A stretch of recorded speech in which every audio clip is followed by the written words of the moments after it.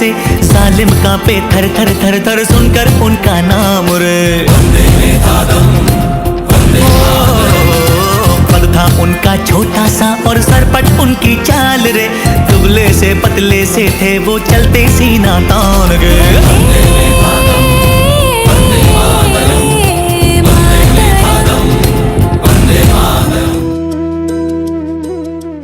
व्यक्ति अपने विचारों से निर्मित प्राणी है, वो जो सोचता है वही बन जाता है। ये पंक्तियां महज साधारण पंक्तियां नहीं, इन पंक्तियों में एक महापुरुष के विचार छुपे हैं। एक ऐसा शख्स जिसने हमारे देश को अहिंसा का पाठ पढ़ाया, जिन्हें हम सब सत्य अहिंसा के पुजारी के नाम से जानते हैं। अब आपने अंदाजा लगा ही लिया होगा कि बात किस महापुरुष की हो रही है। आज 2 अक्टूबर है और आज हम बात करने जा रहे हैं मोहनदास करमचंद गांधी के बारे में, जिन्हें हम महात्मा गांधी, बापू, राष्ट्रपिता के नाम से संबोधित करते हैं। और आज इनकी जन्मतिथि है। आज हम इनकी जिंदगी से जुड़ी कुछ बातें आपको सुनाएंगे। गांधी को महात्मा के नाम से सबसे पहले 1915 में राजवैद्य ज्योराम कालिदास ने संबोधित किया था और सुभाष चंद्र बोस ने 6 जुलाई 1944 रंगून रेडियो से गांधी जी के नाम जारी प्रसारण में उन्हें राष्ट्रपिता कहकर संबोधित करते हुए आजाद हिंद फौज के सैनिकों के लिए उनका आशीर्वाद और शुभकामनाएं मांगी थी। ये बात हम सब जानते हैं। प्रतिवर्ष 2 अक्टूबर को उनका जन्मदिन भारत में गांधी जयंती के रूप में और पूरे विश्व में अंतर्राष्ट्रीय अहिंसा दिवस के नाम से मनाया जाता है। हम सभी को ये मालूम है कि महात्मा गांधी भारत और भारतीय स्वतंत्रता के एक प्रमुख राजनीतिक एवं आध्यात्मिक नेता थे। इनके पिता का नाम करमचंद गांधी था। वो सनातन धर्म की पंसारी जाति से संबंध रखते थे। उनकी माता का नाम पुतली बाई था, जो परनामी वैश्य समुदाय की थी और बहुत ही ज्यादा धार्मिक प्रवृत्ति की भी, जिसका गहन प्रभाव युवा मोहनदास पर पड़ा और इन्हीं मूल्यों ने आगे चलकर उनके जीवन में बहुत ही खास भूमिका निभाई। महात्मा गांधी का विवाह 1883 में 13.5 साल की उम्र में 14 साल की कस्तूरबा से करा दिया गया था। जब मोहनदास 15 वर्ष के थे तब इनकी पहली संतान ने जन्म लिया, लेकिन वो केवल कुछ ही दिन जीवित रहीं। इसके बाद मोहनदास और कस्तूरबा की 4 संतान हुई: हरिलाल गांधी, मणिलाल गांधी, रामदास गांधी और देवदास गांधी। महात्मा गांधी की शिक्षा की बात करें तो उनकी मिडिल स्कूल की शिक्षा पोरबंदर में और हाई स्कूल की शिक्षा राजकोट में हुई। शिक्षा के स्तर से गांधी जी एक सामान्य छात्र ही रहे। उन्होंने मैट्रिक की परीक्षा 1887 में अहमदाबाद से उत्तीर्ण की। इसके बाद मोहनदास करमचंद गांधी ने भावनगर के श्यामल दास कॉलेज में दाखिला लिया, पर बिगड़ी स्वास्थ्य और घर की परिस्थिति खराब होने के कारण कॉलेज छोड़कर पोरबंदर वापस चले गए।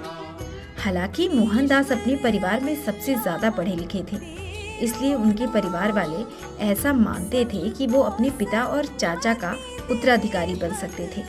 तभी उनके परिवार के एक सदस्य ने ऐसी सलाह दी कि एक बार मोहनदास लंदन से बैरिस्टर बन जाएं, तो उन्हें आसानी से दीवान की पदवी मिल सकती है।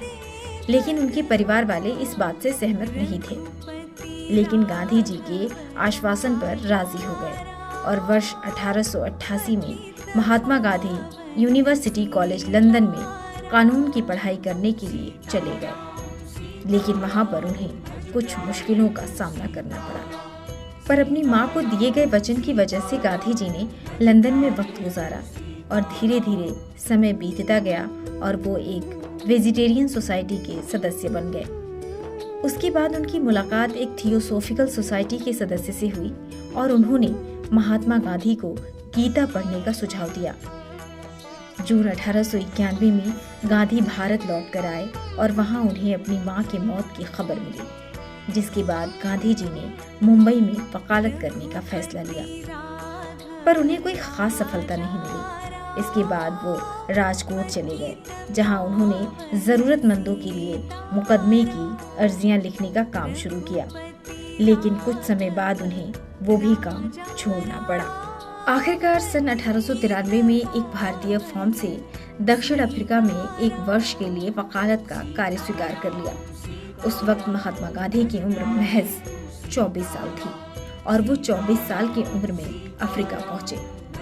वहां पर वो भारतीय व्यापारियों के न्यायिक सलाहकार के तौर पर वहां गए हुए थे।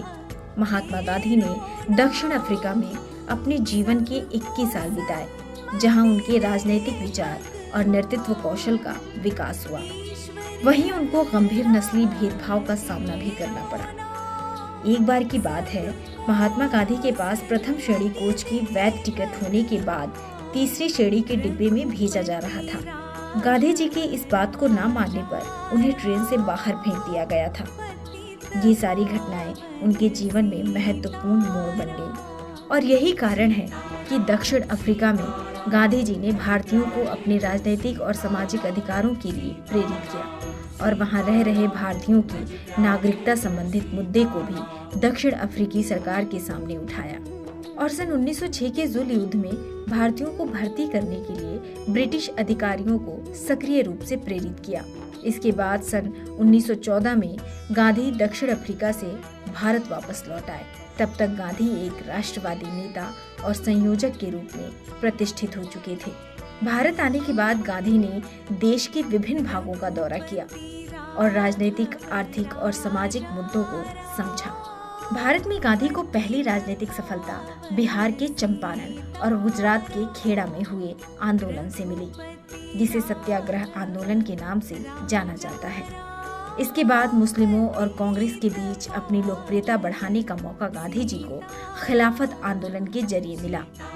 खिलाफत एक विश्वव्यापी आंदोलन था जिसके द्वारा खलीफा के गिरते प्रभुत्व का विरोध सारी दुनिया के मुसलमानों द्वारा किया जा रहा था।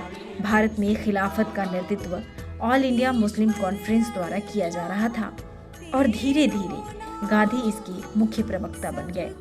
इसके बाद गांधी न सिर्फ कांग्रेस बल्कि देश के एकमात्र ऐसे नेता बन गए जिसका प्रभाव अलग अलग समुदायों के लोगों पर पड़ा। सिर्फ यही नहीं, असहयोग आंदोलन में हमारे महात्मा गांधी का बहुत ही अहम योगदान रहा है। इसमें गांधी जी ने स्वदेशी नीति का आह्वान किया, जिसमें विशेषकर विदेशी वस्तुओं का बहिष्कार करना था। इसके अलावा महात्मा गांधी ने ब्रिटेन की शैक्षिक संस्थाओं और अदालतों का बहिष्कार, सरकारी नौकरियों को छोड़ने एवं अंग्रेजी सरकार से मिले तमंगों और सम्मान को वापस लौटाने का भी अनुरोध किया, जिसकी वजह से असहयोग आंदोलन को अपार सफलता मिल रही थी, जिससे समाज के सभी वर्गों में जोश और भागीदारी बढ़ी। लेकिन फरवरी सन 1922 में इस आंदोलन का अंत चौरा-चौरी कांड के साथ हो गया। इस हिंसक घटना के बाद गांधी जी ने असहयोग आंदोलन को वापस ले लिया और फिर उन्हें गिरफ्तार कर राजद्रोह का मुकदमा चलाया गया, जिसमें उन्हें 6 साल कैद की सजा सुनाई गई। पर उनकी सेहत खराब होने के कारण सन 1924 में सरकार ने उन्हें रिहा कर दिया। रिहा होने के बाद महात्मा गांधी सन 1928 तक राजनीति से दूर ही रहे। तब इसी दौरान अंग्रेजी सरकार ने सर जॉन साइमन के नेतृत्व में भारत के लिए एक नया संवैधानिक सुधार आयोग बनाया, जिसका एक भी सदस्य भारतीय नहीं था, जिसके कारण भारतीय राजनीतिक दलों ने इनका बहिष्कार किया। इसके बाद दिसंबर 1928 के कोलकाता अधिवेशन में गांधी ने अंग्रेजी हुकूमत को भारतीय साम्राज्य को सत्ता प्रदान करने के लिए कहा और ऐसा न करने पर देश की आज़ादी के लिए असहयोग आंदोलन का सामना करने के लिए तैयार रहने के लिए भी कहा। अंग्रेजों की तरफ से कोई जवाब न मिलने पर 31 दिसंबर 1929 को लाहौर में भारत का झंडा फहराया गया और कांग्रेस ने 26 जनवरी 1930 का दिन भारतीय स्वतंत्रता दिवस के रूप में मनाया। इसके तुरंत बाद गांधी जी ने सरकार द्वारा नमक पर कर लगाए जाने के विरोध में नमक सत्याग्रह चलाया, जिसके अंतर्गत उन्होंने 12 मार्च से 6 अप्रैल तक अहमदाबाद से दांडी गुजरात तक लगभग 388 किलोमीटर की यात्रा की। इस यात्रा का उद्देश्य स्वयं नमक उत्पन्न करना था। इस यात्रा में हजारों की संख्या में भारतीयों ने भाग लिया और अंग्रेजी सरकार को विचलित करने में सफल रहे। इस दौरान अंग्रेजी सरकार ने लगभग 60,000 से अधिक लोगों को गिरफ्तार कर जेल भेज दिया था। इसके बाद लॉर्ड इरविन की सरकार ने गांधी जी के साथ विचार विमर्श करने के बाद संधि करने का निर्णय लिया और मार्च 1931 में गांधी-इरविन संधि के तहत ब्रिटिश सरकार ने सभी राजनीतिक कैदियों को रिहा करने के लिए सहमति दे दी। इसका परिणाम कुछ ऐसा रहा कि गांधी कांग्रेस के एकमात्र प्रतिनिधि के रूप में लंदन में आयोजित गोलमेज सम्मेलन में भाग लिया, लेकिन ये सम्मेलन कांग्रेस और दूसरे राष्ट्रवादियों के लिए घोर निराशाजनक रहा। इसके बाद गांधी फिर से गिरफ्तार कर लिए गए और सरकार ने राष्ट्रवादी आंदोलन को कुचलने की कोशिश की और सन 1934 में गांधी ने कांग्रेस की सदस्यता से इस्तीफा दे दिया। उन्होंने राजनीतिक गतिविधियों के स्थान पर अब रचनात्मक कार्यक्रमों के माध्यम से सबसे निचले स्तर से राष्ट्र के निर्माण पर अपना ध्यान लगाया। उन्होंने ग्रामीण भारत को शिक्षित करने, छुआछूत के खिलाफ आंदोलन जारी रखने, कताई बुनाई और अन्य कुटीर उद्योगों को बढ़ावा देने और लोगों की आवश्यकताओं के अनुकूल शिक्षा प्रणाली बनाने का काम शुरू किया। इस तरह से गांधी जी ने हरिजन आंदोलन की शुरुआत की। भीमराव अंबेडकर की कोशिशों के बावजूद भी अंग्रेज सरकार ने एक नए संविधान के अंतर्गत अलग निर्वाचन मंजूर कर दिया था। येरवड़ा जेल में बंद गांधी जी ने इसके विरोध में सितंबर 1932 में 6 दिन का उपवास किया और सरकार को एक समान व्यवस्था अपनाने पर मजबूर किया। दलितों के जीवन को सुधारने के लिए गांधी जी द्वारा चलाए गए अभियान की ये शुरुआत थी। 8 मई 1933 को गांधी जी ने आत्मशुद्धि के लिए 21 दिन का उपवास किया और हरिजन आंदोलन को आगे बढ़ाने के लिए 1 वर्षीय अभियान की शुरुआत की, जिससे भीमराव अंबेडकर बिल्कुल भी खुश नहीं थे और गांधी जी द्वारा दलितों के लिए हरिजन शब्द का उपयोग करने की निंदा की। द्वितीय विश्व युद्ध के आरंभ में गांधी जी अंग्रेजों को अहिंसात्मक नैतिक सहयोग देने के पक्षधर थे, लेकिन कांग्रेस के बहुत से नेता इस बात से नाखुश थे कि जनता के प्रतिनिधियों के परामर्श लिए बिना ही सरकार ने देश को युद्ध में झोंक दिया था। गांधी ने ये घोषणा की कि एक तरफ भारत को आजादी देने से इनकार किया जा रहा था और दूसरी तरफ लोकतांत्रिक शक्तियों की जीत के लिए भारत को युद्ध में शामिल किया जा रहा था। जैसे जैसे युद्ध बढ़ता गया, गांधी जी और कांग्रेस ने भारत छोड़ो आंदोलन को कम कर दिया। भारत छोड़ो स्वतंत्रता आंदोलन के संघर्ष का सर्वाधिक शक्तिशाली आंदोलन बन गया था, जिसमें व्यापक हिंसा और गिरफ्तारी हुई। इस संघर्ष में हजारों की संख्या में स्वतंत्रता सेनानी या तो मारे गए या घायल हो गए और हजारों गिरफ्तार कर लिए गए। गांधी जी ने ये स्पष्ट कर दिया था कि वो ब्रिटिश युद्ध प्रयासों को समर्थन तब तक नहीं देंगे जब तक भारत को तत्काल आजादी न दे दी जाए, और उन्होंने ये भी कह दिया था कि व्यक्तिगत हिंसा के बावजूद ये आंदोलन बंद नहीं होगा। उनका ये मानना था कि देश में व्याप्त सरकारी अराजकता असली अराजकता से भी खतरनाक है।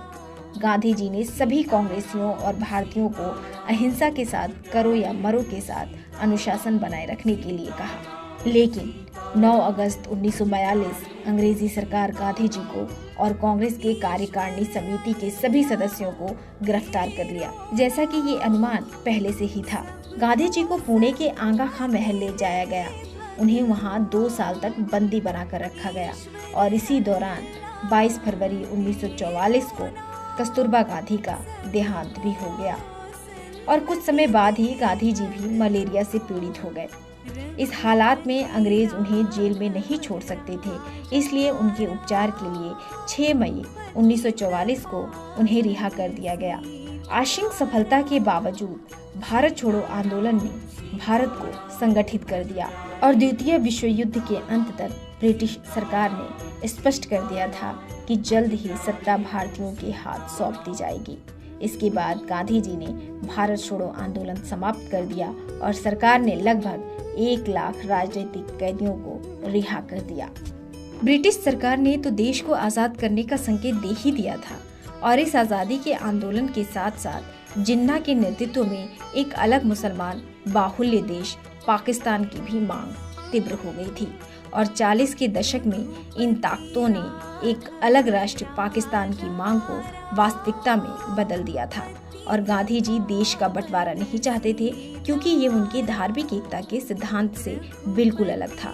पर ऐसा हो न पाया और अंग्रेजों ने देश को 2 टुकड़ों भारत और पाकिस्तान में विभाजित कर दिया और 30 जनवरी 1948 का वो भयानक दिन जब राष्ट्रपिता महात्मा गांधी की दिल्ली के बिरला हाउस में शाम 5:17 पर हत्या कर दी गई, उस वक्त गांधी जी एक प्रार्थना सभा को संबोधित करने जा रहे थे। तब उनके हत्यारे नाथूराम गोडसे ने उनके सीने में 3 गोलियां दाग दी। ऐसा माना जाता है कि हे राम उनके मुख से निकले अंतिम शब्द थे। नाथूराम गोडसे और उसके सहयोगी पर मुकदमा चलाया गया और 1949 में उन्हें मौत की सजा सुनाई गई।